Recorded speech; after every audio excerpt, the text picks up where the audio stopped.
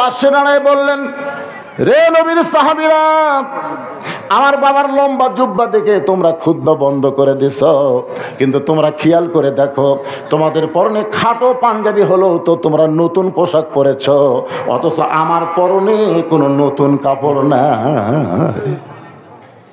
ওসমান গনি বলে, আব্দুল্লাহ আজকে জুমার দিন, তুমি নতুন কাপড় না পরে পুরাতন কাপড় পরছো কেন? আব্দুল্লাহ বলতেছে, আমি যদি নতুন কাপড় পরতাম তাহলে আমার বাবার জুব্বা লম্বা হতো না। কি বুঝলেন? আমি যদি নতুন কাপড় পরতাম তখন আমার বাবার জুব্বা লম্বা হতো না। আমার বাবা যেদিন থেকে মদিনার খেলাফতের দায়িত্ব নিছে সেদিন থেকে দুনিয়ার সব মানুষ ঘুম পাড়ে, কিন্তু আমার বাবার ভাগ্যে ঘুম হয় না। সুবহানাল্লাহ কোন? নেতা হওয়া মোবাইল বন্ধ করে থয়, ভোটের আগে 24 ঘন্টায় খোলা থাকে। এই যে গোলাম মোহাম্মদ সিরাজ, এরা খালি ভোটের তারিখ ঘোষণা হলে আজকে মাহফিল মিস করতো, কয় না সব কাজ বাদ, এখন যাওয়া লাগবে ভাই, সামনে অমুক তারিখে নির্বাচন রে, এখনো তো নির্বাচনের তারিখে হয়নি। কি বুঝতেছেন? 24 ঘন্টায় মোবাইল খোলা আছে ভোটের আগে, ভোট পেয়ে তখন নেতা হয়ে গেছে, আর নেতা নাই। মানুষের তৈরি আইন দিয়ে যখন রাষ্ট্র চলবে নেতারা এই হুকুমের চরিত্রের হবে, আর আল্লাহর কোরআন দিয়ে যখন রাষ্ট্র চলবে দেখেন নেতার অবস্থা। গভীর রাত্রে হযরত ওমর যখন বাড়ির থেকে বের হচ্ছেন, বউ বলতেছে কোথায় যাবেন? বলে আমার আল্লাহর বান্দারা নবীর উম্মতেরা কেমনে আছে নিজের চোখে একটু দেখার জন্য যাচ্ছি। তা আপনি অর্ধ পৃথিবীর খলিফা হয়ে নিজের চোখে দেখবেন আপনার র্যাব, পুলিশ, সামসা, কি একটা উপজেলা চেয়ারম্যান ঘরে পুলিশ লিয়ে জোরে কোন, কি কথা কন না কেন? আর এমপির সামনে পুলিশের গাড়ি, পিছনে পুলিশের গাড়ি, মানে আমরা পুলিশকে চাকরি দিছি ওই নেতা পাওয়া দেওয়ার জন্য নাকি? এই পুলিশের আগে এই 7টা নেতা ধরে তারপরে পুলিশের কাছে গেলে পুলিশ নেতার দিকে তাকায়, নেতা এমন এক চোখ টিভি মারছে আর অনুমতি দিচ্ছে না, নেতাই কিন্তু লিয়ে গেছে, লিয়ে যা চোখ টিভি মারছে অনুমতি দিচ্ছে না। কি বুঝতেছেন? হুজুর নেতা ক্লিয়া কেন হুজুর? আপনাকে যে শেরুয়া বটতলা সকাল থেকে বলতেছে আমাকে মাহফিল হবে, আপনি আসেন। আমি আসরের সময় যখন সাইজ বাড়াচ্ছি ইতিমধ্যে বলতেছে হুজুর নেতা ক্লিয়া গেলাম, বহু চেষ্টা করলাম হুজুর, কিন্তু কাম হলো না। আমি বললাম বাংলাদেশের পুলিশেরা নেতার চামচিয়া, জোরে কান কিসের কথা কন না কেন? আর নেতা ক্লিয়া যাও কাম হলো না, তার মানে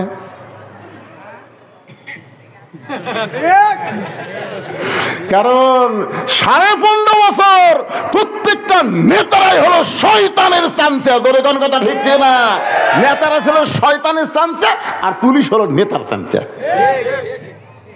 কি বুঝতেছেন? বলছি চলবি না, হাসতে হাসতে না না না আগে আমি কিন্তু হাসতে হাসতে বুঝবারই পারবি না যে হাসতে হাসতে কি মাল দিল রে। আল্লাহর বান্দার একটু খেয়াল করবেন, গভীর রাত্রে হযরত ওমর মানুষের দুঃখ কষ্ট দেখার জন্য চোরের মতন ঘুরতেন, র‍্যাব নাই, পুলিশ নাই। ওয়া আলা রাব্বিহিম ইয়াতাওয়াক্কালুন,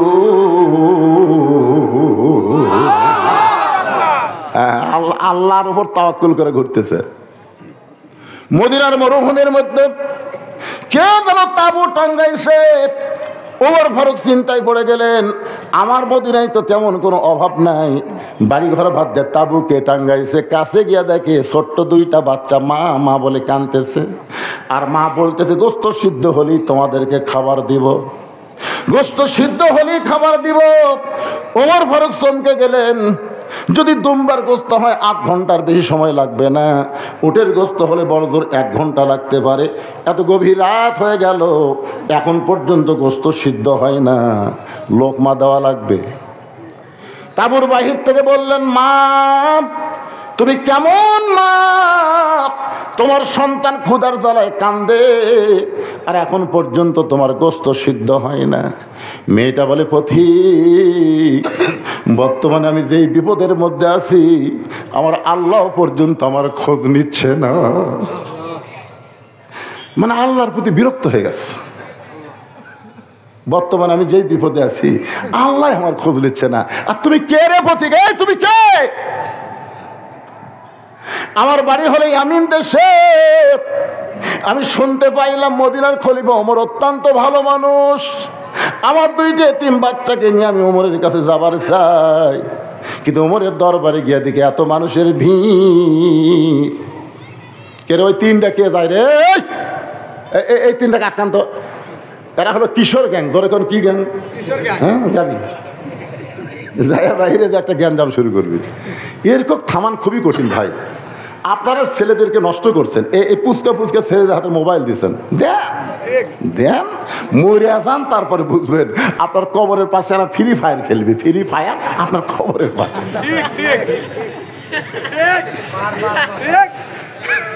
ফেরেশতা মারবার করবি, আর ফেরেশতা ওর বাপের উপর খেলে ঠাস ঠাস করে মারবি। কাল্লাহ মারছে তোর পাটা, তোর পাটা কি করতে দেয়? তুই বেটা জন্মানো পারিস রে, পাটা জন্মাছো পাটা। এই যে তিনটা গেল, এই তিনটা আসলেই পাটা। কথা কন না কেন ভাই রে? কথা কয়া লাগবে তো। আশ্চর্য কথা, একজন যদি যাইতো কোনো টেনশন হতো না, কিন্তু তিনটা গেল কিছু করবি। ঠিক।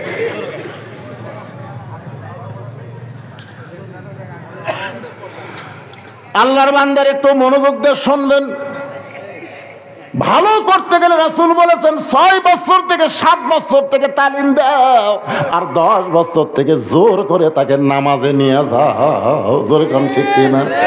যে তিনটা গেল এরা হলো তালিমের বয়স, শিক্ষা দেওয়ার বয়স। 10 বছর থেকে যদি বাপ মসজিদে বাচ্চাদেরকে নিয়ে যাইতো, তাহলে আমাদের ছেলেগুলো এরকম নষ্ট হবার পারত না। একটু মনোযোগ দিয়ে শুনবেন। মেয়েটা বলতেছে, পথিক আমার বাড়ি হলো ইয়ামিন দেশে। আমি ইয়ামিন থেকে শুনলাম মদিনার খলিফা অত্যন্ত ভালো মানুষ। আমার দুইটা এতিম বাচ্চাকে নিয়ে আমি ওমরের দরবারে গেছিলাম। এত মানুষের ভিড় থেকে একটা মহিলা, আমি কেমন ওমরের কাছে যাই? আগামীকাল সকালবেলা যাব এই নিয়তে। এই মদিনার মরুভূমিতে তাঁবু টাঙ্গাইছি। আমার দুইটা বাচ্চাকে নিয়ে যখন রাতের বেলা ঘুমাতে চাই, আমার দুইটা বাচ্চা ক্ষুধার জ্বালায় যখন বারবার কান্দে, আমি শুধু বাচ্চা দুইটাকে সান্ত্বনা দেওয়ার জন্যে পাতিলে পানি, পাথর আর নিচে আগুন জ্বলায় বলতেছি, বাবা গোস্ত সিদ্ধ হলেই তোমাদের খাবার দেব। প্রতিক্রিয়া, আমার পাতিলে কোনো গোস্ত নাই, আমার পাতিলের মধ্যে হলো পাথর। আমার গোস্ত সিদ্ধ হওয়ার কথা শুনে দুইটা বাচ্চা যদি হঠাৎ ঘুমায়া যায়, এই শান্ত নেওয়ার জন্য কথাগুলো বলতেছি।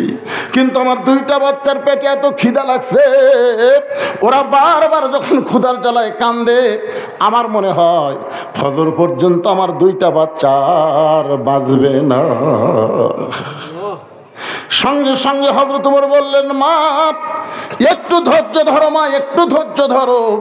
বাংলাদেশের মতন ৯৬টা দেশের প্রধানমন্ত্রী খলিফা এক দৌড়ে বাইতুল মালের দরজায় গিয়ে বলে, আসলাম তাড়াতাড়ি দরজা খুলে দে, সবচাইতে বড় খাবার বস্তা আমার মাথায় তুলে দে।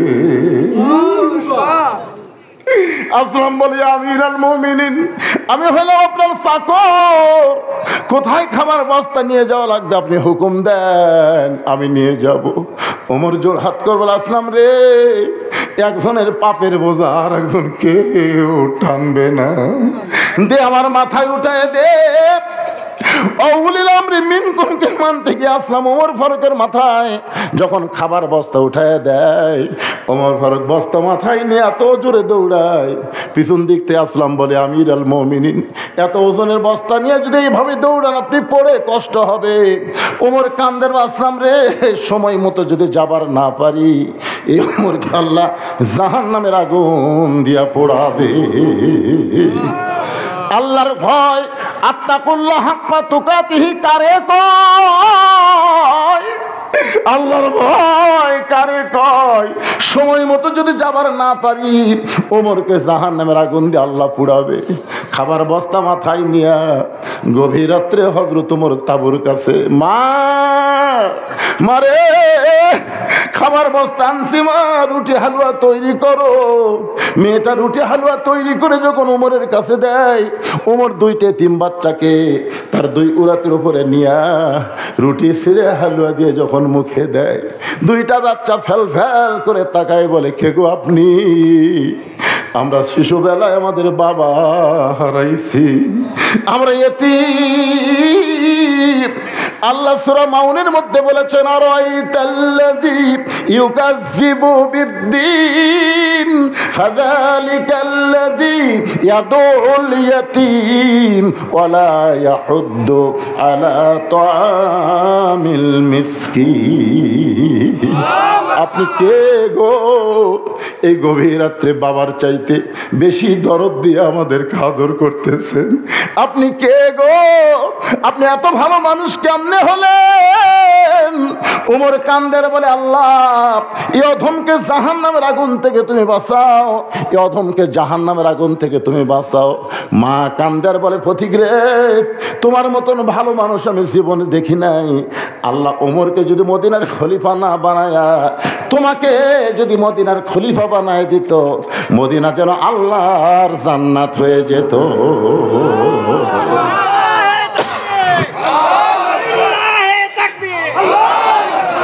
সবাই তকবীর দিলে, তকবীর কি কোনো এক দলের না আমাদের সবার? দুনিয়াতে জন্ম নেওয়ার সময় ডান কান্দে আযান, বাম কান্দে আকামত। আবার যখন মারা যাব, লাশ সামনে নিয়ে ইমাম সাহেব আল্লাহু আকবার করে জানাজা শুরু করবে। জোরে কোন ঠিক কিনা? তাহলে আমাদের তকবীর দেয় জন্ম, তকবীরের মাধ্যমে মৃত্যু। সেই তকবীর দুইজন ভাই দেয়, আপনার দেন না কেন? লিল্লাহি তাকবীর। আব্দুল্লাহ বলতেছে, রে নবীর সাহাবীরা,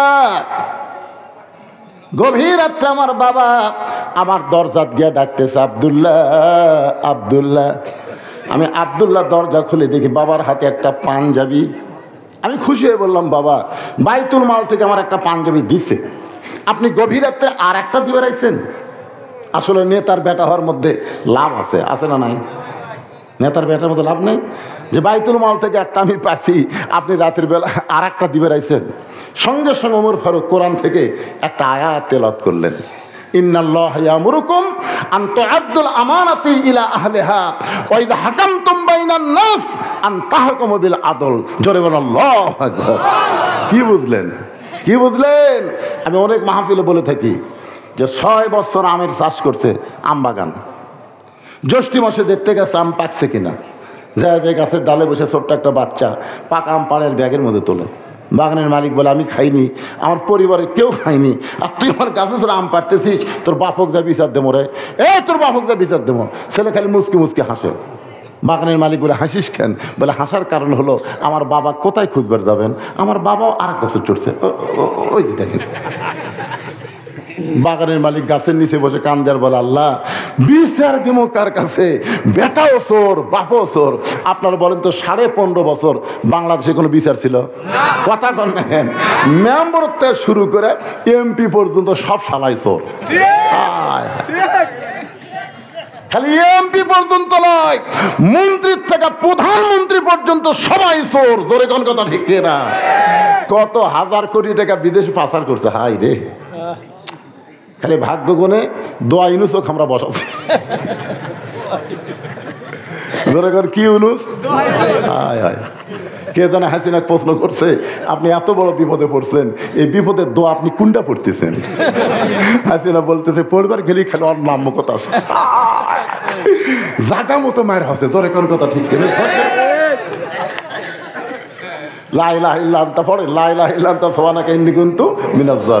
গত পরশু দিনে দেখলাম আবার $5 বিলিয়ন আবার ঋণ পরিশোধ করলো।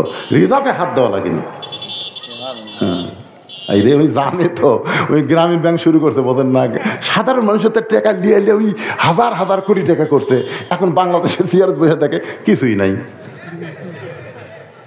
এই জান, আর ওদিকে ওই পাগলি হয়ে ভারতের মালওয়ানো করে সাইজ করছে। আমি চিন্তা করলাম, পাগলি হওয়ার পিছনে কারণ আছে। কারণ কি জানেন? একটা লোকের একটা গাভী হেরাছে, অস্ট্রেলিয়ান গাভী। রোদের মধ্যে গাভী খুঁজতেছে, কিন্তু গাভীটা পাচ্ছে না। রাস্তার মধ্যে এক ছেলে খাড়া হয়ে আছে, ওটা ওরই জন্ম দেওয়া ছেলে। ওই যা বলতেছে, কে ভাই এদিকে গাভী গেছে? ছেলে কয়, কে রে? আমার বাপ, আমার ভাই কয়। যাই হোক, রাগ করে আসে, মামাকে বলতেছে, মা আব্বা মনে হয় পাগলা হচ্ছে। আমাকে বলতেছে, কে ভাই এদিক গাভী গেছে? বলেন তো ছেলে ভাই কয়া যায়? ইতিমধ্যে বাপ ফিরেছে। কে গো, তুমি কেমন লোক? ছেলে ভাই কইছো? কয় গাভী হেরালে এরকমই হয় মা, গাভী হেরালে। বোক কসম মা, একটা গাবি হারালে যদি ছেলে ভাই কয় বোক মা কয়, আর 15.5 বছর ভোট ছাড়া প্রধানমন্ত্রী সেই আসন হারালে আর কি পাকলামি বাড়বি? চিন্তা করে দেখেন তো, ওই যা পাগলি হসে ভাই। হায় রে, ভোট ছাড়া ধরে কোন কি ছাড়া কি? আরে কি ভোট হচ্ছে বাংলাদেশের জনগণ জানে না। এইবার ইয়ং ছেলেরা, সামনে একটা নিরপেক্ষ নির্বাচন হবে, যাকে ইচ্ছা তাকে নয় দেখে শোনা ভোট দেওয়া লাগবে। ধরে কোন কথা ঠিক না? আমার হাত বাসে চড়ে যদি কেউ কয় জানলার কাছে আমার হাত আমি রাখবো, যেখানে খুশি সেখানে রাখবো, তো বার করে তো না, বলা হবে আমার ভোট আমি দিব, দেখে শুনে বুঝিয়ে দিব। জোরে কোন কথা ঠিক না? আলহামদুলিল্লাহ। একটু মনোযোগ দিয়ে শুনবেন। আল্লাহ বলতেছে ওয়ালা তামুতুন্না ইল্লা ওয়া আনতুম মুসলিমুন, মুসলমান না হয়ে তোমরা মরো না। এইটা বুঝাইতে গিয়া আমি আপনাদেরকে নিয়ে গেছি হযরত ওমরের কাছে। ওমর ফারুক পাঞ্জাবি নিয়ে দাঁড়ায় আছে। ছেলে বলতেছে বাবা তাহলে গভীর রাত্রে আপনি পাঞ্জাবি কেন আনছেন? ওমর ফারুক বলে আব্দুল্লাহ আগামীকাল জুমার দিন, তোমার কি মনে নাই? আগামীকাল জুমার দিনে এই ছোট পাঞ্জাবি পরে আমি যদি খুতবা দেই, নামাজ পড়াই, তাহলে বলো তো কেমন লাগে? কারণ মুসল্লির পাঞ্জাবি খাটো হলেও কোনো সমস্যা নাই, ইমামের পাঞ্জাবি জুব্বা লম্বা হওয়া দরকার। আপনাদের মসজিদের মুসল্লিরা যদি শাটো পরে সমস্যা আছে, কিন্তু ইমাম সমস্যা আছে না নাই? দরকার আছে নাই? মুসল্লি দাড়ি কাম আছে, কোনো সমস্যা নাই। আর ইমামের দাড়ি খালি সামান্য খাটো, মাপ দিচ্ছে, মানে দাড়ি মাপ দিচ্ছে, ওটি থাকে বসে থাকে, এক মুষ্টি হবি আর কোনো করছে না, এক মুষ্টির চাইতে একটু খাটোই দেখা যায়, ফাঁসে ফাঁসে। কে রে পাগলা, তোর যে দাড়িই নাই রে? আমার নাই, তাই বলে হুজুর থাকবি না? ওমর ফারুক বলতেছেন আব্দুল্লাহ তোর পাঞ্জাবিটা আমাকে দান করে দে বাবা, তোরটার আমারটা মিল আমি লম্বা জুব্বা পরে আগামীকাল খুতবা দিবার চাই। আব্দুল্লাহ বলে গভীর রাত্রে আমার পাঞ্জাবিটা বাবাকে দান করে দিলাম। বাবার পাঞ্জাবি আমার পাঞ্জাবি একত্র করে বাবা লম্বা জুব্বা বানায় খুতবা দেয়। এখন বলো খুতবা শোনা যায় কি না যায়? সমস্ত সাহাবীরা চিল্লায় বলে আল্লাহর কোরআন দিয়ে যখন রাষ্ট্র চলবে, মুসলমান তখন এমন ভালো মানুষকে নেতা হিসাবে দেখতে পাবে। আচ্ছা নেতা কয়জন লাগবে ভালো? একজন লাগবে। আমাকে এই আঞ্চলিক নেতা 300 জন, ধরে কোন কয়জন? 300টা নেতা যদি আমরা পাঠাবার পারি, কি দিয়ে? মানে সকালবেলা বাইজিদ বোস্তামি দরবার শরীফে গেছে, দরবার শরীফ যা তাকে মুরিদরা জিকির করতেছে নাউজুবিল্লাহ নাউজুবিল্লাহ নাউজুবিল্লাহ। বাইজিদ কয় কে রে আল্লাহর জিকির বাদ দেয়া, সুবহানাল্লাহ জিকির বাদ দেয়, আলহামদুলিল্লাহ জিকির বাদ দেয়, এই নাউজুবিল্লাহ শুরু করলো কে? এই জিকির থামা, কিসের নাউজুবিল্লাহ রে? আল্লাহ জিকির কর, সুবহানাল্লাহ কর। তখন মুরিদরা কয় হুজুর তাহলে আমরাই নাউজুবিল্লাহ, আপনি শুনলেও ডবল নাউজুবিল্লাহ। বাইজিদ বোস্তামি বলে কি হয়েছে বাবা? বলে ওই যে বাগদাদ শহরের উত্তর সাইডে একটা 17 বছরের সুন্দরী পরিমণি লুঙ্গি পরা ড্যান্স দেয়। কি পরা ড্যান্স দেয়? তো মুরিদরা বলতেছে যে একটা সুন্দরী মেয়ে একটা ঘর ভাড়া নিয়ে দেহ ব্যবসা শুরু করছে। ওই মেয়ের পাল্লাত পড়ে হাজার হাজার যুবক চরিত্র নষ্ট করতেছে। এই কারণে আমরা নাউজুবিল্লাহর জিকির করতেছি। বাইজিদ বোস্তামি বলতেছে কাম হচ্ছে কোটি আর জিকির হচ্ছে কোটি। কি খাড়া হয়ে পেশাব করে, কিছুই কয় না। মসজিদের বারান্দাত কয় নাউজুবিল্লাহ। এখনকার ছেলেরা কুত্তার মতন পেশাব করে, আর একজন শোনা কয় নাউজুবিল্লাহ নাউজুবিল্লাহ। আপনারা বলেন তো ওখানে যদি 100 জন নাউজুবিল্লাহ নাউজুবিল্লাহ করে ওই বসবি? কাম করতেছে কুটি আর নাউজুবিল্লাহ মারতেছে কুটি। ওই যেখানে ডাঙায় পেশাব করতেছে আপনি একটু চালাক হয়ে বিড়াল যেমন ইন্দুর ধরে চুপ চুপ চুপ চুপ আর পাশে যাবেন, ওই তো কাম সারতেছে বুঝছেন, ওর পিছনে নাউজুবিল্লাহ খালি কইয়া দেখেন এমন করে সেন্টান বি চামড়া আটকে যাবে। তোর এখন কথা ঠিক কিন্তু জাগা মতো নাউজুবিল্লাহ না কয়ে। বাইজিদ বোস্তামি বললেন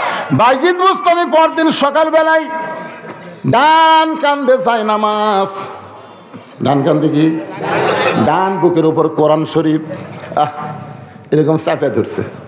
আপনার কোন দিন ধরছেন? আপনি যদি খুবই অশান্তির থাকেন, খুব অশান্তির মধ্যে আপনি আছেন, আপনার মন ভালো লাগতেছে না, আপনি পবিত্র অবস্থায়, পবিত্র লায়ামুসুফ ইল্লাল মুতাহারুন, কোরআন সব স্পর্শ করা যাবে না যতক্ষণ পবিত্র না হবেন। পবিত্র অবস্থায় এই দেখেন আমার দিকে তাকান, খালি কোরআনটা লিয়া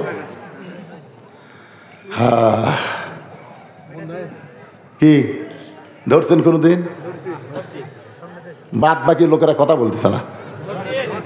এর যে কি পাওয়ার, একদিন খালি ধরবেন, যেটি আপনার ধাক ধাক ধাক ধাক করতেছে, পরপর একটু ধরবেন। কি পাওয়ার জানেন এই কোরআনের। ডান কান্দে যায় নামাজ, বাম ডান বুকের উপরে কোরআন শরীফ চেপে ধরে হযরত বাইজিদ বুস্তামি যখন খারাপ মেয়েটার দিকে রওনা দিলেন, মুরিদরা পিছন থেকে বলতেছে, হুজুর আমরা আর আপনার মুরিদ থাকলাম না, আপনার মুরিদ আমরা আর থাকতেছি না। বাইজিদ কয়, তোদের নাউজুবিল্লাহ মুরিদ আমার দরকার নেই। বাইজিদ বুস্তামি সেই মাত্র খারাপ মেয়েটার ঘরের কাছে শত শত যুবক এই জায়গায় ঘুরতেছিল মেয়েটার সঙ্গে লাইন মারার জন্যে, কিন্তু বাইজিদকে দেখার সঙ্গে সঙ্গে তারা সবাই বলল, নাউজুবিল্লাহ নাউজুবিল্লাহ, আল্লাহর ওলি হয়ে এই খারাপ জায়গাটা ছিল, নাউজুবিল্লাহ। আমি একবার চেয়ারম্যানের দাঁড়াবার চাচ্ছি, যার কাছে কইছি তাই কয় নাউজুবিল্লাহ নাউজুবিল্লাহ। হুজুর আপনি একটা বক্তা মানুষ, খবরদার আপনি খারাপ কামত যাবেন না।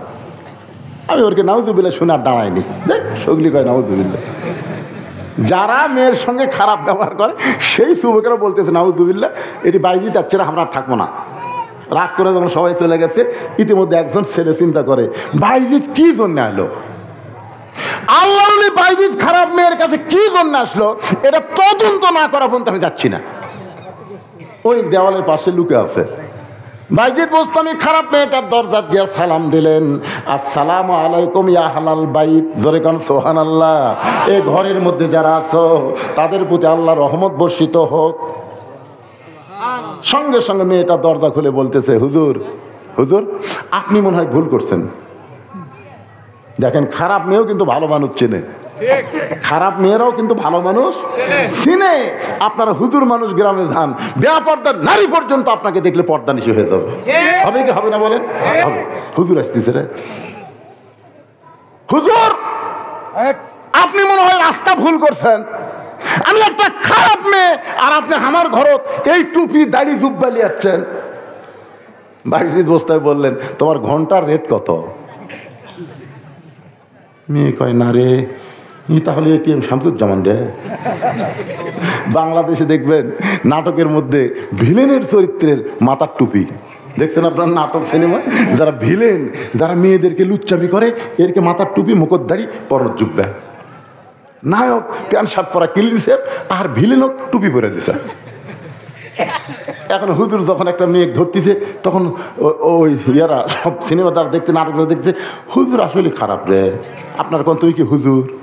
ওই হুজুর, হুজুর সাজা ফেরে, হুজুর সাজা আমার মতো আলেমদেরকে তারা তাচ্ছিল্য করতেছে। ধরে তো কথা কন না কেন? ভারতের প্রত্যেকটা নাট্যকার নাটকের মধ্যে হিন্দুর পূজা রাখে, যেন নাটক দেখলেও হিন্দুরা তাদের হিন্দুর এই ইমান মজবুত করে। আর আমাদের বাংলাদেশের নাট্যকারের নাস্তিক, এরা সিনেমার নায়ক বানায় ভালো, আর ভিলেন দিছে টুই মাদ্দা জুব বানাতে খারাপ। মেয়েটা চিন্তা করে, এইটাই মনে হয় তাহলে এটিএম শামসুজ্জামান হুমায়ুন ফরিদি। মিশাই মিশাই হুজুর যেই কাছে ঘন্টার রেট কত? মেয়েটা বলতেছে প্রতি ঘন্টায় 10 দিরহাম। বাইজিদ বুস্তামি বলতেছে 24 ঘন্টার বুকিং নিলাম। কয় ঘন্টা? যে ছেলে দেওয়ালের পাশে লুকে আসলো, মারছে দৌড়। অন্য ছেলেরা কয় দৌড়াস কেন রে? বলে আমরা 8 ঘন্টায় পারি না পারে, আর হুজুর 24 ঘন্টার বুকিং নিল। তখন সাইড থেকে বলতে, হুজুরের কেরে ক্ষমতা আছে রে। আপনার কি মনে করতেছেন ক্ষমতা নাই? এই যে ছোটবেলায় পেশাব করবার গেলে যাবেন, মাদ্রাসায় যাবেন, যাবেন, এই মাদ্রাসার একটা বাচ্চার পেশাব করা দেখলো আপনার সব আছে, দেখেন দেখেন কিভাবে পেশাব করে। আমার আব্দুল্লাহ, মাদ্রাসার আব্দুল্লাহ, আমি মাদ্রাসার মত আমি করলাম, ভাই এর যে কাজ ধরছে সিরাপ খেলেন। না হুজুর, এটা আসল কাজ নয়। তো বলে কি কাজ? কয় বার হোক আব্দুল্লাহ। পেশাব করে পানিলে তখন 12 লোকের কাজ লুকে কয় হুজুর আমি পেশাব হওয়ার পরে মনে হচ্ছে আছে, আমার মনে হচ্ছে ললের মধ্যে হয়তো আটকে আছে। ঝাঁকি দিয়ে তাকে দেখি 1 ফোঁটা বাড়াছে, আমার মনে হয় আরো আছে, আবার ঝাঁকি দিলাম নাই, সন্দেহ দূর করার জন্য আর এক ঝাঁকি মারলাম হুজুর। যখন দেখি নাই তখন পানি খরচ করে এখন অজু করবার চাই। আমি বলি আব্দুল্লাহ এমন করে পেশাব করে পানি নিয়ে অজু করবা কেন? আব্দুল্লাহ বলে হুজুর আপনি জানেন না আমরা আল্লাহর কোরআন পড়ি, যেই কোরআন ধরতে গেলে নিজের শরীর পবিত্র রাখতে হয়। সবসময় ঢিলা ঢালা পাঞ্জাবি, ঢিলা ঢালা পায়জামা পরে, এরকে যন্ত্র কোনোদিন খারাপ হবার পারে? আর এ প্রাইমারি দেওয়ার পর থেকে খারাপ হয়ে মারতেছে, খারাপ হয়ে মারতেছে। আরে খারাপ হয়ে যতই পেশাব করেন মনে করবেন পেশাব নাই, তারপরেও 9 ফোঁটা পেশাব আপনার আছে। যেই পানি খরচ করছেন খারাপ হয়ে, ওই যে সিরাজ সাহেবের ফুড ভিলেজ পেশাব করে যায়, দিকে বসার বুদ্ধি নাই, যেটা ঢুকি সেটি কোমর পেলাম। এবার আমি হুজুর মানুষ, এটা কিভাবে করি রে? একজন বয়ক ডাক দিয়ে বললাম কে ভাই খালি খারাপ হওয়ারটাই আছে, বসারটা নাই, তাহলে পায়খানার যান। পায়খানা যে করেন হুজুর, আপনারা হুজুরা তো খারাপ হয়ে পারবেন না, তাহলে বসারটা যান, পায়খানার যান। চিন্তা করছেন পেশাব করার জন্য বসবার গেলে পায়খানার যাওয়া দেখবি, মনে করছে পেশাব কমপ্লিট, তারপরে 7 ফোঁটা 9 ফোঁটা পেশাব আছে, তেল লাগাচ্ছে, টপ টপ করে পেশাব দিয়ে আন্ডার প্যান্ট ভিজে গেল। খাড়া হ, কেরে ক্লাস 12 পড়িস, খাড়ায় পেশাব পড়িস, তোর স্যার তোকে শিখাইনি কেমনে পেশাব করা লাগছে জানিস না, বসে থেকে করবি। চাচার যে কথা, প্রাইমারি পেশাবখানা যায় দেখে আমার সারি খাড়া হয়ে পেশাব করে, চাচা আর সারি খাড়া হয়ে মারে। এখন বলেন এমন ঢিলা ঢালা পাঞ্জাবি ছোট্টবেলা থেকে পেশাব থেকে পবিত্র, এই হুজুরের পাওয়ার কম না বেশি? বাইজিদ বোস্তামি 240 দিরহাম, 24 ঘন্টার বুকিং, 240 দিরহাম নিয়ে মেয়েটার ঘরের মধ্যে ঢুকলেন, সঙ্গে সঙ্গে মেয়েটা দরজা বন্ধ করে দিল। বাইজিদ বোস্তামি ওই মেয়েটার ঘরের মধ্যে ঢুকে সর্বপ্রথম 1 নম্বর পাওয়ার জায়নামাজ বিছায় দিলেন। আপনারা বলেন তো পতিতার ঘরের মাটি পাক না নাপাক? নাপাক মাটিকে পাক করতে গেলে যে জিনিসটা লাগবে তার নাম হলো জায়নামাজ। বাইজিদ বোস্তামি জায়নামাজে দাঁড়িয়ে 4 রাকাত নামাজের নিয়ত করলেন। 4 রাকাত নামাজের মধ্যে আলহামদুলিল্লাহি রাব্বিল আলামিন আর রহমানির রহিম মালিক ইয়াউমিদ্দিন ইয়্যাকা না'বুদু ওয়া ইয়্যাকা নাস্তাইন। আল্লাহ তোমার গোলামি করে তোমার কাছে সাহায্য চাই। আল্লাহ এই পতিতার ঘরে আমি কেন ঢুকলাম আল্লাহ আপনি জানেন। এই মেয়েটা খারাপ হওয়ার কারণে হাজার হাজার যুবক নষ্ট হয়ে যাচ্ছে। আল্লাহ আল্লাহ আমি একটা যুবককে যদি বলতাম খারাপ মেয়ের কাছে যাস না, একটা নিষেধ করলে আর একটা ঢুকতো। এই মেয়েটার ঘরের মধ্যে আমি শত শত যুবকদের কাছে না যাইয়া আমি হেড অফিস আইছি। আল্লাহ এই মেয়েটা যদি ভালো হয় বাহিরের তামাম যুবক ভালো হয়ে যাবে, কারণ দুনিয়ার সমস্ত যুবককে নষ্ট করার একটাই মাধ্যম হলো বেপরদা খারাপ নারী। বলেন কথা ঠিক না? আমার মা বোনেরা যারা পর্দার অন্তরে বসে আছেন, মা আল্লাহ কোরআন কারিমের মধ্যে ওয়াজ করেছেন ওয়াকারনা ফি বুয়ুতিকুন্না ওয়ালা তাবাররাজনা তাবাররুজাল জাহিলিয়াতিল উলা। আল্লাহ রাসূল বললেন ফাতেমা তোমার বাবা বিশ্ব নবী বলে তুমি জান্নাতি, এই কথা কখনোই মনে করবা না। ফাতেমা বলতেছে বাবা আমি এতদিন মনে করতাম আমার বাবা হলো পৃথিবীর শ্রেষ্ঠ নবী, তার মেয়ে হওয়ার কারণে আল্লাহ আমাকে জান্নাত দিবে। রাসূল বলেন ফাতেমা তুমি ভুল চিন্তা করেছো মা, বিশ্ব নবীর মেয়ে হওয়ার কারণে তুমি জান্নাত পাবে না। ফাতেমা বলতেছে বাবা তাহলে কেমনে জান্নাত পাবো? রাসূল বলে ফাতেমা জান্নাতে যদি যাওয়ার চাও তাহলে জান্নাতের আমল করে তোমাকে জান্নাতে যেতে হবে। ফাতেমা বলে বাবা মেয়েদের জন্য জান্নাতের আমল কি? রাসূল বললেন ফাতেমা মেয়েদের জন্য মাত্র 4টা আমল করলে আল্লাহ 8টা জান্নাতের দরজা খুলে দিবে। 1 নম্বর আমল হলো মেয়েদেরকে সবসময় পর্দার ভিতরে থাকতে হবে। ও ফাতেমা দৈনিক 5 বার নামাজ পড়া লাগবে, বছরে 1 মাস রোজা করা লাগবে, স্বামীর কথা মতো চলতে হবে, তবে সব সময় পর্দার মধ্যে থাকতে হবে। ফাতেমা বললেন, বাবা আমি যদি সব সময় পর্দার মধ্যে থাকি, বাকি 3টা আমল যদি একটু কমজোরি হয় তাহলে কি হবে? রাসূল বলে, ফাতেমা মেয়েদের 1 নম্বর আমলের নাম হলো পর্দা। 1 নম্বর আমলের নাম কি? সঙ্গে সঙ্গে ফাতেমার কাছে একটা ওড়না ছিল, ওই ওড়নাটা নবীর সামনে এরকম বললেন, বাবা এই মুহূর্ত থেকে আমি পর্দার ভিতরে ঢুকে গেলাম। একদিন জোহরে নামাজ পড়ে রাসূল আইছে ফাতেমার কাছে, ফাতেমা দরজা খোল। ফাতেমা দরজার কাছে এসে বলতেছে, আব্বা ফেরত যান। রাসূলকে কে মা? আব্বা ফেরত যান আব্বা, এখন দরজা খোলা যাবে না, কারণ আমার পরনে এমন একটা পোশাক আছে, আপনার জন্য দরজা খুলতে আমার শরম লাগতেছে, পর্দার মধ্যে থাকা লাগবে না, কি কন? নবী আমার ফিরে গেলে আসরের নামাজের পর আল্লাহর নবী ফাতেমার দরজায়, ফাতেমা দরজা খোল, তোরে না দেখা পর্যন্ত আমার কলিজার মধ্যে শান্তি নাই। ফাতেমা কান্দের বলে, বাবা এমন একটা কাপড় আমার শরীরে ওপর দিকে তুললে নিচে বের হয়ে যায়, নিচে নামাইলে ওপর ঠিক মতো ঢাকতে পারি না। সঙ্গে সঙ্গে আল্লাহ নবী বললেন, ফাতেমা তুই আল্লাহর কাছে আয়। নবীর গায়ের চাদর খুলে যখন ফাতেমারে দেয়, ফাতেমা সেই চাদর খুলে নবীর সামনে দরজা খুলে বলে, বাবা আমি পর্দার মধ্যে থাকতে ভালোবাসি, যদি না খেয়ে থাকতে হয় তারপর আল্লাহ রহমত দিয়ে আল্লাহ পাক আমারে হেফাজত করে। এই দুনিয়া থেকে গভীর রাত্রে ফাতেমা বিদায় নেই, স্বামীর কাছে বলে গেছে 3টা কাজ করবেন। 1 নম্বর কাজ হলো রাতের বেলায় দাফন করবেন, 2 নম্বর কাজ হলো আমার লাশটা জানাজার জন্য মানুষকে ডাকবেন না, খাটনিতে না তুলে নিজের কাঁধে করে জান্নাতুল বাকির পূর্ব কোণায় সবুজ রঙের বাতি জ্বলবে, ওই বাতি বরাবর আমাকে দাফন করবেন।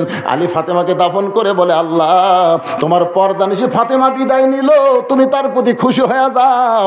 এই দোয়া করার পরে তাকায় দেখে সামনে কয়েকটা পুরাতন কবর দেখা যায়, এই মাত্র ফাতেমারে কবর দিয়েছে, সেই নতুন কবর আর নাই। গোটা জান্নাতুল বাকি হযরত আলী দৌড়ায় আর বলে, ফাতেমার কবর, ফাতেমার কবর। কে ডাক দেয় বলে, আলী রে ফাতেমা পর্দানিশী, আমি তার কবরটা জোহরা ডিগ্রি দিয়া কিয়ামত পর্যন্ত পর্দা করে দিয়েছি। আল্লাহ আল্লাহ, এই মেয়েটা যদি খারাপ থাকে সব ছেলেরা খারাপ হবে, এই জন্য আমি হেড অফিসে ঢুকছি। আল্লাহ মেয়েটাকে তুমি ভালো করে দাও। 4 রাকাত নামাজ পড়ে সালাম ফিরেছে। কয় রাকাত?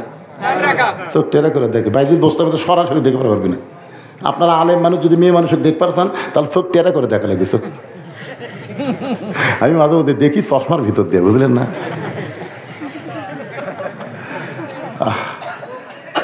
চোখ টেরা করে দেখতেছে, মেয়েটা খালি শাস্তিছে। বাইজিৎ ভাই কে রে? তাহলে নামাজ দে কি হলো? আমি তো নামাজ পড়ে এত কান্দাকান্দি করলাম, ই যে খালি শাস্তিছে, তার মানে বোঝা গেল নামাজ দিয়ে কাম হচ্ছে না। বাংলাদেশে আমরা নামাজ দিয়ে দেখছি ভাই, হাসিনা নামান যায়নি, ধরে কোনো কথা ঠিক কিনা? কান্দারে এক ইমাম সাহেবের কান্দার চোটে বলছে, রব্বানা আতিনা ফিদ দুনিয়া হাসিনা। অনেকে হাসানোর জায়গায় হাসিনা করে কান দিচ্ছে, তাও কাম হচ্ছে না। সঙ্গে সঙ্গে বাইজিদ বুস্তামি চিন্তায় পড়ে গেলেন, না নামাজ দিয়ে যখন কাম হবে না, 1 নম্বর পাওয়ার হলো আল্লাহর কোরআন। লিল্লাহি তাকবীর। বাইজিদ বুস্তামি কোরআন শরীফ এবার হাতে নিয়ে পড়তেছেন, ইন্নামাল মুমিনুনা আল্লাযীনা ইযা যুকিরাল্লাহু ওয়াজিলাত কুলুবুহুম ওয়া ইযা তুলিয়াত আলাইহিম আয়াতুহু জাদাতুহুম ঈমানা ওয়া আলা রাব্বিহিম ইয়াতাওয়াক্কালুন। 1 নম্বর পাওয়ার যে আল্লাহর কোরআন দুনিয়াতে, এইটা কারা কারা বিশ্বাস করেন? 2 হাত তুলে একটু আল্লাহ দেখান তো ভাই। লিল্লাহি তাকবীর। হাত নামান। প্রয়োজন হলে আল্লাহর এই কোরআনকে গালিব করতে গিয়া কোরআনের সমাজ কায়েম করতে গিয়ে যদি আমাদের জীবন দেওয়া লাগতে পারে, আমরা কি আল্লাহর রাহে নিজের জীবনকে দিতে পারি? কারা কারা পারেন দুই হাত তোলা আমার আল্লাহকে দেখান। লিল্লাহে তাকবীর। ভাইজান আজকে জীবন দেওয়া লাগবে না, এই মাদ্রাসাতে একটা করে কোরআন শরীফ দেওয়া লাগবে। দেখি এখন মাথা তোলে কে দেখি যাওয়ার জন্য কেউ যদি ওঠে, আল্লাহ দেখেন ঘড়ির দিকে তাকা দেখেন, একেবারে 1 ঘন্টা 45 মিনিট ওয়াজ করার পরে আমি কিন্তু উঠেই চাইনি ভাই, উঠে চাইছি 1 ঘন্টা 45 মিনিট ওয়াজ করার পরে সবাই জীবন দিবেন কোরআনের জন্য। এই মাদ্রাসায় একটা কোরআন শরীফ বাবদ 500 টাকা দেওয়া লাগবে। যার বাপ মা কবরে গেছে, বাপ মার কবরকে জান্নাত বানানোর জন্য 500 টাকা দিবেন। একটা কোরআন দানের উসিলায় আল্লাহ যেন আপনার বাপ মার কবরকে জান্নাত বানায় দেয়। এতগুলো মানুষের মধ্যে আমি সব মানুষের কাছে চাই না, মাত্র 100 জন আল্লাহর পাগলা চাই। নগদ দেওয়া লাগবে ভাই, টাকা আছে পকেটও দেন। একটা কোরআন শরীফ বাবদ মাত্র 500 টাকা। বাপ মা যাদের কবরে গেছে, বাপ মা মারা যাবে, দাদা দাদি কবরে আছে, তাদের রুহের মাগফিরাতে সবচাইতে বড় দান নবীর মাদ্রাসায় একটা কোরআন, একটা কোরআন শরীফ বাবদ 500 টাকা দিবেন। আল্লাহ আল্লাহ যারা তোমার নবীর এতিম মাদ্রাসায় কোরআনকে মহব্বত করে 500 টাকা দিবে, কোরআন দানের সব আল্লাহ তাদের আমল নামে দিয়ে দাও। ধরে কোন আমিন দেন। যাদের পকেটে আছে খালি 500 টাকা দিবেন। এখন মাঝখানে 500 টাকা বার করছেন, এইদিকে আরো বার করছে, কে যাবে?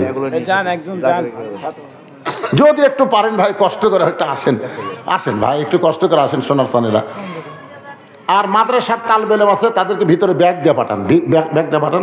যারা 10 টাকা 20 টাকা 500 টাকা এখানে তেজতে এসে দেন, আর 10 20 50 100 টাকা যারা দিবেন ব্যাগের মধ্যে একজনও উঠবেন না। আপনারা ওঠেননি, আমার ভালো লাগছে, ভালো লাগছে। যারা টাকা দিবেন তারা শুধু উঠে আসবেন, বাদ বাকি লোক যারা 10 20 50 100 দিবেন তাদের কাছে মাদ্রাসার তালবে ইলম ব্যাগলে যাবে। মাশাআল্লাহ মাশাআল্লাহ। আল্লাহ তোমার 3 জন বান্দা 3টা কোরআন শরীফ বাবদ 500 500 500 টাকা করছে দেন। আল্লাহ দানকে কবুল করে নিয়ে তাদের বাপ মার কবরকে জান্নাতের টুকরা বানায় দেন। আল্লাহুম্মা আমিন। ধানগড়া থেকে এসে ধানগড়া থেকে বিয়াই দিয়েছে 500 কোরআন বাবদ, জামাই আবার দিয়েছে 500 কোরআন শরীফ বাবদ।